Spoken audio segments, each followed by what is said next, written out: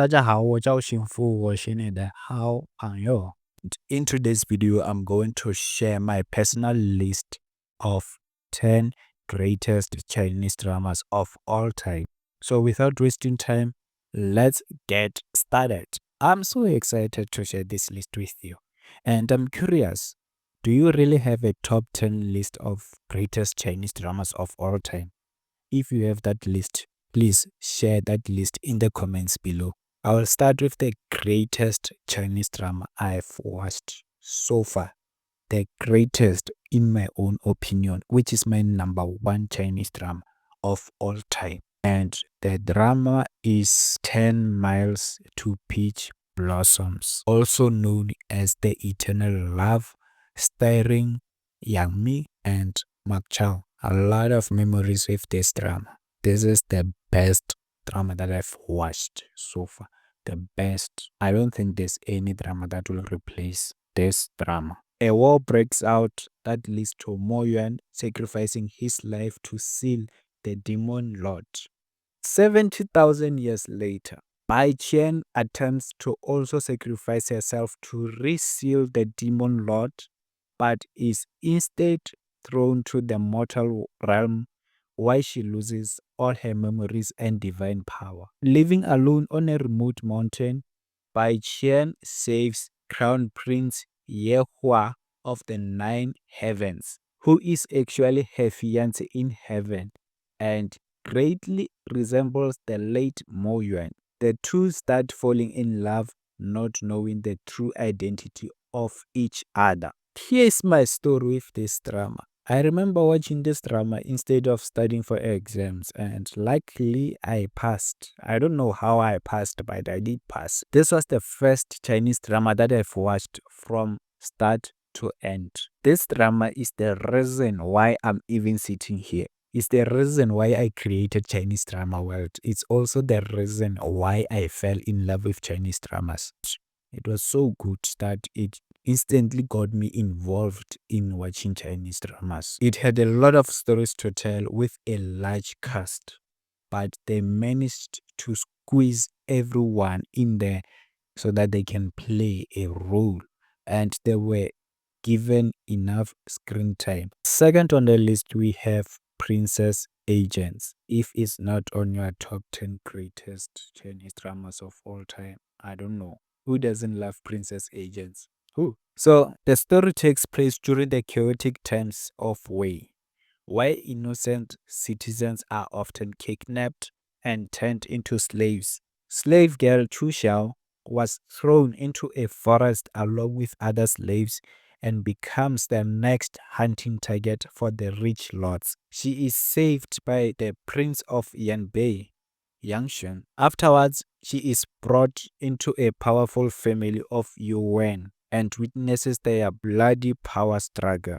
Seeing this, she swears to take her younger sister and flee from the situation. However, she catches the attention of Yuan Yue and undergoes strict training while building a sense of companionship with Yuan Xuan. So one thing that excites me about Princess Agents at the moment as I'm speaking now is that we are going to have a second season of Princess Agents. But I'm just disappointed that we won't have the same cast, which is something that we definitely needed. We just needed to see them, the leads again together, working again. But it is what it is. So certain situations we cannot control them.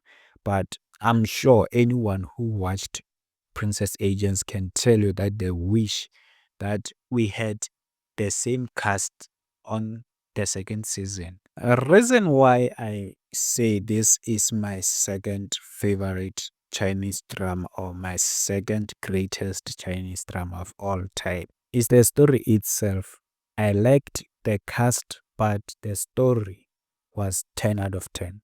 The story was so impressive, and funny enough, it took me 2 days, 3 days to finally finish this drama. I was binge watching this drama from morning to evening. Even while I was bathing, I was so bathing while watching the episode. I made sure that every second counts. And Without noticing, I was on the last episode and I was like, is that it? Third on the list, we have Ashes of Love. I'm sure someone also has Ashes of Love on their top 10 list. This is what Ashes of Love is about. 4,000 years ago, when Jimmy was born, her fate was already sealed. She is to be a prisoner in Xuejing. Miss Mother Zifeng, a flower deity, abandons her near death. Zifeng feeds her infant daughter the unfeeling pill and orders her subordinates to keep her identity a secret from Jingmi. 4,000 years later, Feng, the second son of the heavenly king and fire deity, is caught in an enemy trap, leading him to Xuejing, where Jimmy comes to his rescue. Over the following century, these fated souls find comfort in each other. One thing, why am I always saying one thing? Okay, so Ashes of Love, right? I loved the costumes, I loved the story, I loved the effects. I'm not a fan of love triangle plots, but it was well executed and it had a major impact on the main storyline. So the main storyline wouldn't survive without the love triangle plot. So I didn't mind the love triangle on Ashes of Love. It was good. I didn't mind the love triangle. The drama was more like 10 Miles to Peach Blossoms. The drama had multiple storylines, just like 10 Miles to Peach Blossoms. Fourth on the list, we have Legend of Fu Yao. Meng Fu Yao becomes a disciple of the Shuang Yuan sword sect. As a child, though she is despised for her lack of talent in the art of cultivation, Fuyao masters a powerful set of martial arts skills by chance and embarks on a journey to collect the secret talismans of the Five Kingdoms, which will later enable her to enter the sacred land known only as the Firmament. She is joined by several admirers, and together they help pacify all the political and military uprising in the smaller kingdoms and defeat the evil being guiding the firmament. So it was in 2018. I watched Legend of Fuyao after watching the Eternal Love 10 Miles to Peach Blossoms just because of Yang Mi. At first, it was a bit difficult for me to understand the story. I was still new in the Chinese drama field. I didn't understand most of the concept or the way they work. But as I continued with the drama, I was getting used to it. But despite it having more than 50 episodes, it still feels like a mini drama to me.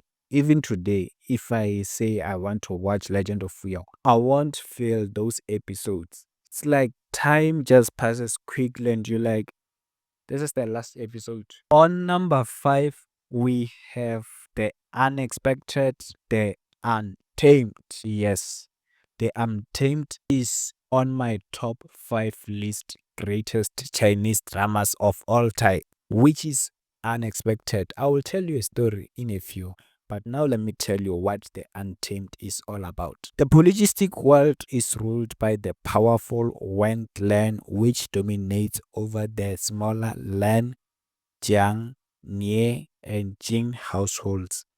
The carefree Wei Wuxian becomes fast friend with the righteous Lan Wangjing, and during their adventures, the pair find out that the head of the Wen clan is the evil mastermind behind a series of plots that will wreak havoc upon the lands. Wei Wuxian's attempt to protect the innocent members of the Wen clan from unfair persecution leads to disaster, and he goes missing in the process. Wei Wuxian reappears 16 years later and works together with his soulmate to solve a series of murder mysteries, eventually finding and defeating the true culprits. To be honest, I didn't have the energy to watch this drama even though a lot of people recommended it to me. I remember on my page, Chinese Drama World page that was deleted, I was always getting the recommendations of The Untamed. people saying, watch The Untamed. And I was like, I'm trying to watch The Untamed, but the first 5 episodes are boring. I cannot go past 5 episodes because I find them boring. How can I watch The Untamed when I find their first episodes boring? And they were like, keep going. And I was like, no, I still have more dramas to watch. I will watch it next time.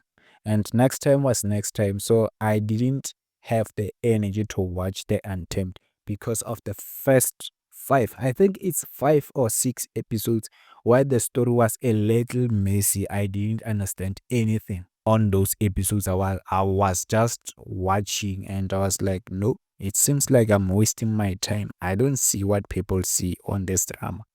So it's better I skip it and maybe when I'm bored, I'll come back and watch it. And surprisingly, I did watch it to the end and I'm now rewatching it again. Funny how life works. So the Untamed gives off vibes of those 90s films. If you were watching old Chinese movie films from the 90s, 80s, you will understand what I'm talking about. The music, the camera angles, the fighting scenes, it all takes me back to the 90s. And if I have to complain about the Untamed, is the fighting scenes. So when it comes to the choreography of the fighting scenes, they were not that good. But all in all, I'm a fan of good storytelling. So if the story is good and I'm able to understand and feel those emotions and get in the moment with